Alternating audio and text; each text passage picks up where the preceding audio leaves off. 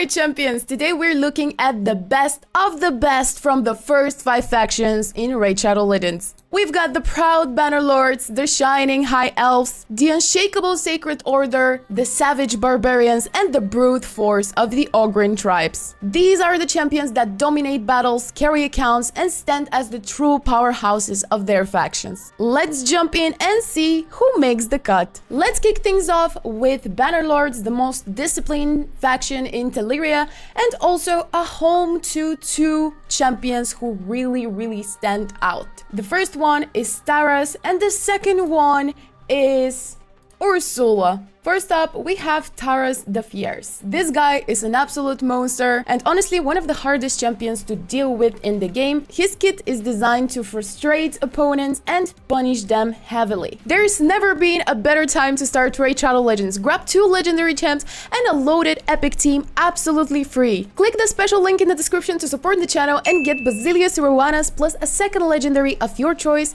just for starting fresh. Here is how to claim your rewards. If you've installed Raid before on PC, log out of Plarium Play and uninstall the game. Click the special link in the description and register with a brand new email. Launch Raid and complete the tutorial. Claim your first legendary Basilius Rowanas from your in-game inbox. Use one of the promo codes shown below to unlock your second legendary instantly. And as you keep playing, you will also unlock 3 powerful epics, Tagore, Ugo, and Mausoleum Mage, completely free. Click the link now and let's crush it in Teleria together.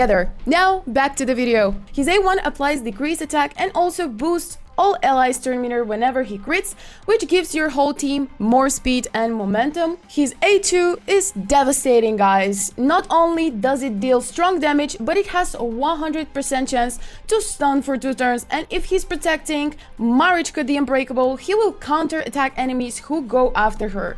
Their synergy here is just incredible. But his A3 is just taking him on another level because this attack scales harder for every buff your team has, then extends all those buffs by 1 turn, heals himself, and even restores his max HP if it's been reduced.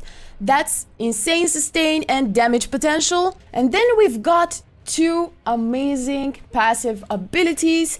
So the first one weakens enemies by lowering their attack up to 50% in arena fights, while also placing fear on orcs, ogryns, undead, and demon spawns right after the start of the battle. His second passive cuts all skill damage he takes in half, making him extremely hard to bring down.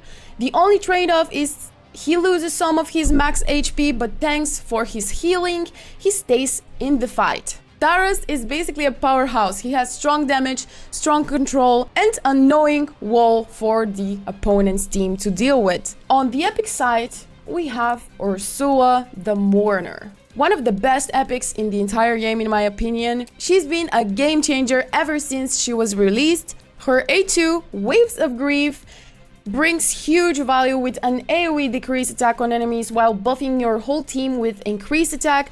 That's perfect balance between weakening the enemy and strengthening your allies. Her real power comes from her A3, and this is honestly one of the strongest revives in the entire game because she brings your whole team back with 75% HP, then she fills their turn meter by 50%. And immediately after, she places 60% increased defense buff and 25% strengthened buff on all allies, not for 2 but for 3 turns. This means she not only bring your allies back, but they're harder to kill and ready to go straight into action. This combination of revives, buffs, debuffs makes Ursula a carry in almost every area of the game, but she especially shines in Doom Tower and through PvE fights where survivability is everything. Next up, let's head to the Shining City of Afaria, guys. The Shining home of the High Elves, one of the oldest and most powerful factions in Teleria.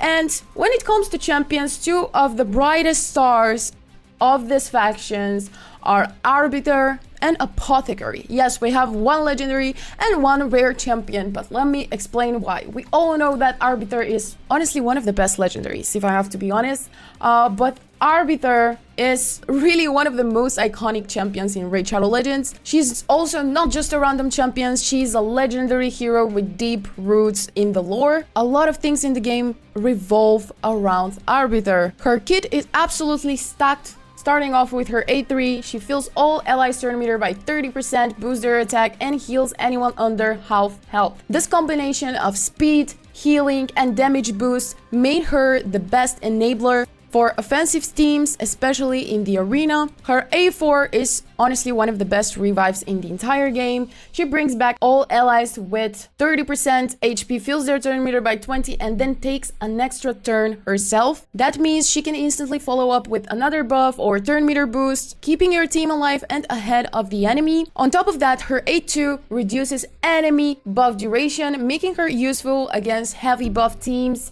and bosses. And finally, we have that A1, which places Weaken, which pairs absolutely beautifully with decrease down champions. And let's not forget that aura, which increases speed in arena battles by 30%, which is essential for arena teams and going first. What I have to say here about Arbiter is that she's not only one of the best from her own faction, but she's one of the best champions in the entire game. Now moving on to our rare hero here.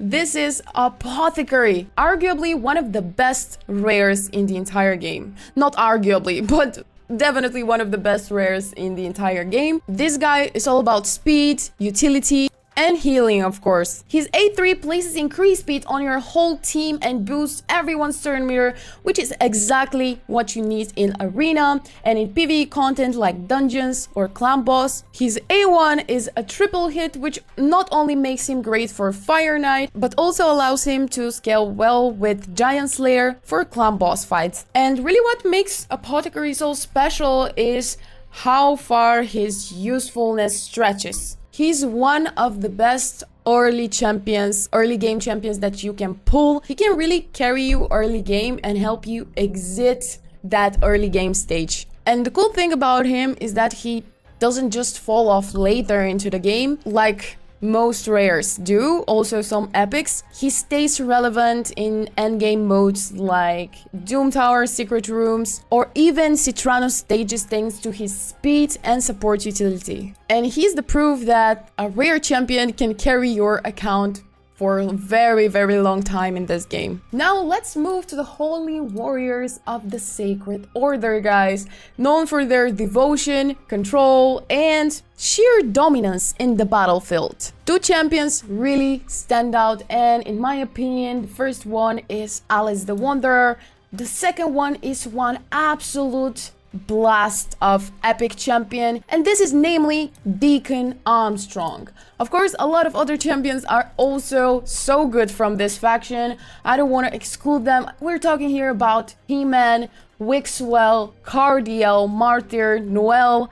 We have a lot of strong champions from the Sacred Order faction, of course from the others faction too, but I've decided to stop the attention on those two specific champions, starting with Alice the Wanderer. Everybody in this game uses Alice the Wanderer. Why? Because she's extremely good champion, and she's honestly one of the most exciting champions that has ever entered the Sacred Order faction. Alice is just a great damage dealer with brutal control element into her kit, starting with that A2 Clockwork Cyclone. That's an AoE attack that not only hits hard but also increases all enemy skill cooldowns by 2 turns and reduces their turn meter. If those cooldowns are maxed out, the turn meter reduction doubles to 30%. This ability can absolutely completely shut down enemy teams, both in arena and in PvE against bosses like Eternal Dragon in Doom Tower, for example. Now, her A3 Queenslayer is a single target nuke that ignores 20% of the defense and chains into another target if she kills the first, making her just a perfect pick for eliminating priority enemies one after another. Her passive actually ties up everything together by giving her bonus damage against enemies with skills on cooldown, while also resetting one of her abilities whenever she gets a kill And if we combine that passive with her A1, which attacks one enemy 2 times and places an extra hit if the target has any active skills on cooldown, while stripping off buffs, combine these two and you basically have a champion who thrives on keeping enemies locked down for even trying to fight back. Alice isn't just strong, she's a complete nightmare for any opponents who rely on cooldown skills. And honestly, one of the best new champions from the Sacred Order faction. Now moving to our epic here, Deacon Armstrong. Now, Deacon Armstrong is really the champion who proves that control and support can be as deadly as raw damage. Here, his A3 is really what makes him so special. It fills all allies' turn meter by 15%, reduces all enemies by 15%, and then gives Deacon an extra turn. That means he can carry instantly, followed up by his A2, placing an AoE decreased defense across the board. It's perfect for the arena, dungeon waves, doom tower waves, setting your damage dealers up for maximum impact. Even his A1 provides huge value applying leech on enemies so your team can heal from their attacks, and with 90% speed aura in all battles, he's useful literally everywhere. Deacon is just one of those champions who makes your team better. From the halls of the Sacred Order, we now step into the wild. The Barbarians, a faction known for raw power, relentless aggression, and battle-hardened champions.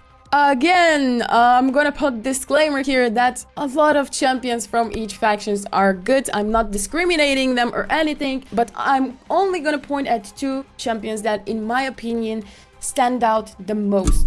The first one is our man's the Magnificent, and the second one is just next to him, and this is Thor Feyhammer. Now, first off, let's start with our man's here. At first glance, you might think he's just arena specialist and nothing else. And for the first part, you'd be right, he's really arena specialist. His kit really revolves around cheap debuffs, turn meter control, making him a nightmare for PvP. His signature move with his A1 greatest hits is absolutely insane. He steals the entire turn meter from every enemy and then he stuns them. Wow, even if their turn meter is not completely full, he often generates enough extra turn meter to take another turn right after. This means endless control over enemy waves and teams. His A3 forces a sheep debuff that cannot be blocked, then strips buff from all allies, refilling his own turn meter with each buff removed.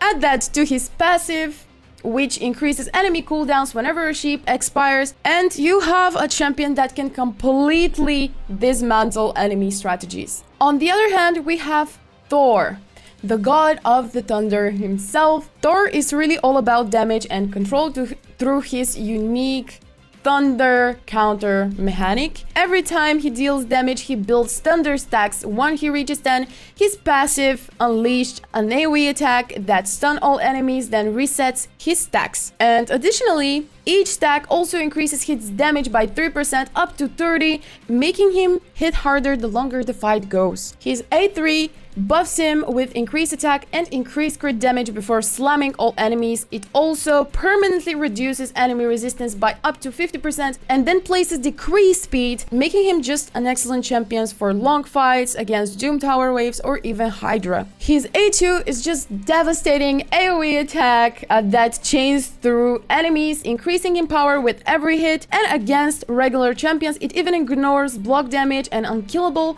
shutting down tricky enemies like Helicat, for example. And finally, we have his A1, which really helps by lowering turn meter and sometimes repeating for extra thunder stacks. Combine all that and we have a high damage nuker and natural crowd controller capable of breaking defenses and locking down enemies. And finally, we turn to the mighty Ogryn tribes, giants of brute strength and surprising resilience. This faction is not only about raw power, but keeping your team alive longer. The 2 stars of this faction are definitely Korgar Deadbell, and the second one might actually surprise you, or absolutely not. So again, we have another rare champion in this list, and this is Belower. Now, let's first start with Korogor. I really hope that's the right pronunciation. So Korogor is one of the strongest ally protectors in the entire game. His A3 places ally protection and strengthen on your entire team, giving massive survivability, especially in areas like Hydra and Clamp Boss. Pair that with his A2, which cleanses all debuffs and fills ally turn meters by 30%, and you have a champion who not only shields but keep your team moving and also free of control. His passive is where things get wild. So after casting his A3, Korogor gains huge boosts to his resistance and defense, and even shares half of those bonuses with all allies. On top of that, he counterattacks whenever an ally under ally protection is hit, adding both damage and utility. Korogor is really the full package: a protector, cleanser, turn meter booster, and a stat sharing tank, a true endgame champion who really thrives in content like Hydra, Doom Tower, and of course Clamp Boss, our favorite. Now on the other side we have one rare champion, a champion who stood the test of the time, and this is the beloved Bellower, or Bellower. Sorry, I guess it's Bellower. Despite being a rare, like, this champion remains one of the most flexible and powerful champions for progression. What makes him stand out and really powerful is his full AoE kit. We have all AoE attack on his A1, A2, A3. His A3 drops both decreased attack and decreased defense, cutting enemy damage while boosting your own. Now if we check his A2, it applies decreased speed, slowing enemies down so your team can outpace them. And his A1, Frazzle, places block active skills, shutting enemies down and forcing them into basic attacks. This really makes him a powerhouse for wave control, faction wars, Curse City, and secret rooms. Also, he is suitable for Clamp Boss, namely because of that A2 that places decreased speed, and his A3, which places decreased attack and decreased defense. Even in 2025, Bellower still shine as one of the best rares for progression and wave-based PvE. And that was all from today's list of best champions from the first 5 factions. Let me know in the comment section down below, do you agree with this list or completely disagree? Thank you so much for being here, and I wish you have a wonderful day, guys. See you in the next video. Bye!